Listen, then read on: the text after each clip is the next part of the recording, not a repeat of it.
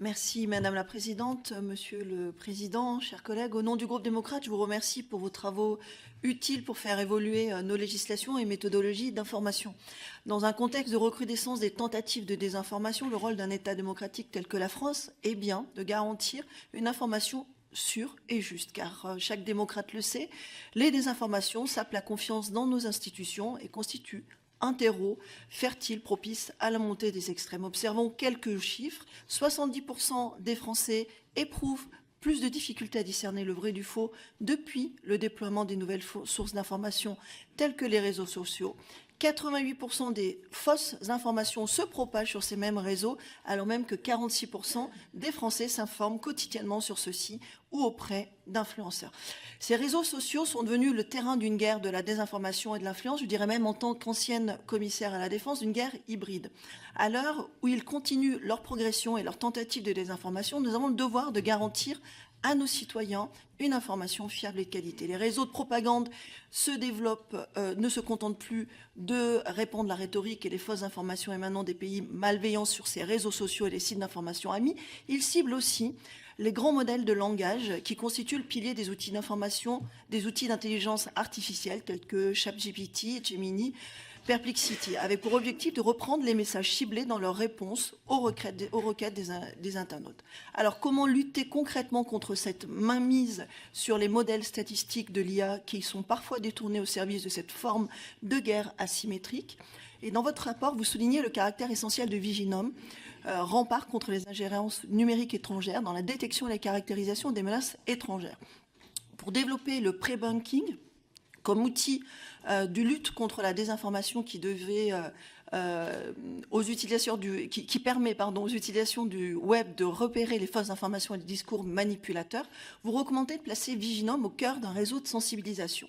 Alors comment renforcer les liens entre médias, universités, écoles et Viginum?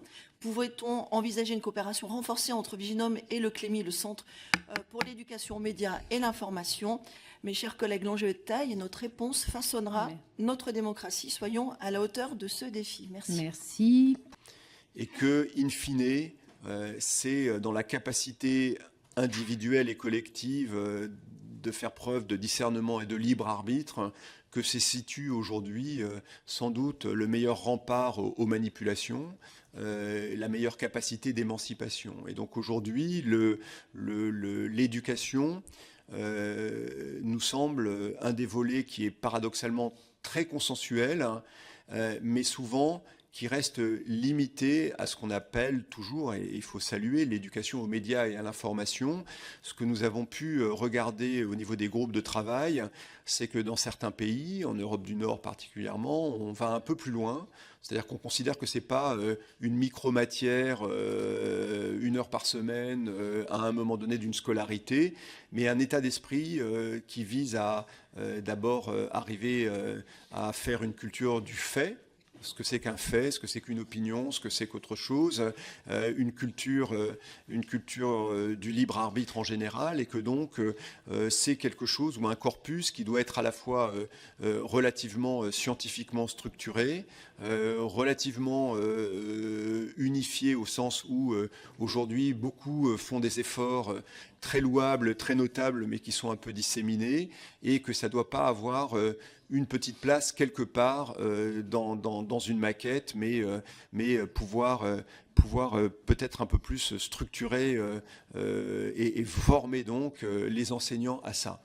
Il ne s'agit pas, même si c'est important, d'apprendre aux élèves à lire le journal, il s'agit de leur apprendre à discerner ce que c'est qu'un fait, ce que c'est qu'une fiction, ce que c'est que la réalité, ce qui est vrai, ce qui est faux, le libre arbitre et autres. Et donc l'éducation est pour nous un volet extrêmement important.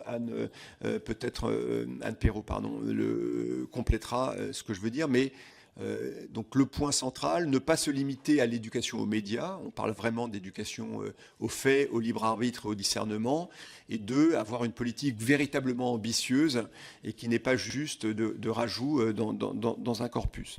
Sur en termes d'intelligence artificielle, ça a été très bien dit par de nombreuses questions qui nous ont été posées, c'est ce qui arrive aujourd'hui. Et hier, j'intervenais dans une semaine de la presse à l'école, Et je posais une question à des élèves qui étaient entre la 5e et la seconde. Qui d'entre vous utilise déjà l'intelligence artificielle? Et toutes les mains se sont levées. Donc on sait, toutes les mains se sont levées. Et quand j'ai posé la question qui l'utilise en étant encadré par son professeur ou sa professeure, aucune main ne s'est levée. C'est-à-dire que chacun, ce qu'on appelle le shadow IA aujourd'hui, mais c'est la même chose dans les entreprises ou ailleurs. C'est-à-dire que l'utilisation de l'outil, elle est très importante, elle est assez peu encadrée. Chacun, pardon de ce terme, bricole. Et donc c'est un enjeu majeur. Il est peut-être, en tout cas, on a essayé de l'aborder en disant deux choses. Il va y avoir à un moment donné comme on a pu le dire,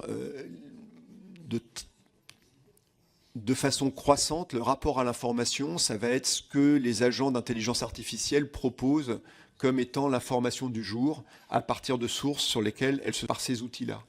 Et donc, vous êtes dans ce paradoxe, nous sommes tous dans ce paradoxe, comment faire en sorte que les IA proposent des choses fiables et donc qui émanent de professionnels, tout en faisant en sorte que le modèle économique de l'information à l'ère de l'intelligence artificielle soit créé et renforcé. Et donc on dit dans le rapport à un moment donné qu'on va passer, que pour l'information, il va falloir rajouter au modèle économique de j'expose mon information et donc j'ai une rémunération, au modèle contributif aussi. Mon information ou ce que je produis contribue à la fouille d'une IA. Et donc, à un moment donné, il faut qu'il y ait une rémunération par rapport à cette contribution. Et donc, nous poussons, alors peut-être que c'est dit peut-être un peu entre les lignes, nous pensons, en tout cas c'est dit dans toutes les lignes, que la seule approche possible pour les professionnels de l'information sera une approche collective. C'est-à-dire qu'il faudra avoir des outils, à la fois ce qu'on appelle de data safe, c'est-à-dire de gestion des données collectives, des outils de négociation collective et, in fine, peut-être des outils de répartition. Mais nous ouvrons la porte. Nous pensons effectivement que, en tout cas, le comité de pilotage a pensé qu'il fallait que le législateur encourage la profession à créer un outil collectif, mais ne pouvait pas le rendre obligatoire. Mais vous verrez dans les débats ou dans l'ensemble des rapports que cette question est ouverte.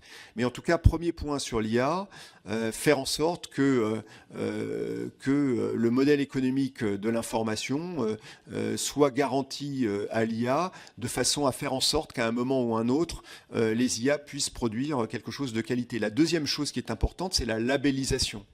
Vous voyez aussi que dans les recommandations qui sont faites, et notamment à l'égard de la profession, nous pensons qu'une labellisation, certes plurielle, volontaire, mais est nécessaire.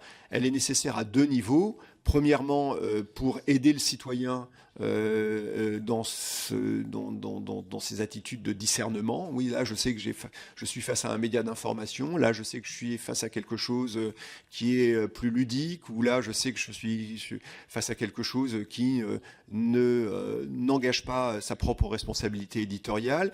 Elle est nécessaire aussi pour les politiques publiques, c'est-à-dire à un moment donné, si on soutient l'information, on soutient l'information. Tous les médias ne font pas de l'information. Voilà, l'information est quelque chose qui est pour partie évidemment appartient au monde des médias, voire au monde maintenant des médias numériques, mais ne recouvre pas l'ensemble du secteur médiatique. Et donc, d'une façon ou d'une autre, modèle économique contributif, si possible, avec une dose importante de gestion collective et de labellisation, nous semble être des premiers pas pour gérer ou pour en tout cas affronter ça au niveau de l'IA, sachant qu'à un moment ou un autre, il faudra se poser la question de la labellisation des IA d'information. Le troisième point est évidemment, et je dis bien labellisation plurielle, c'est-à-dire c'était les labels qui existent aujourd'hui et qui ne sont pas donnés par un organe centralisé. Le troisième point étant évidemment celui de l'éducation, parce que l'IA rend encore plus nécessaire l'éducation au discernement et aux faits. Ça, c'est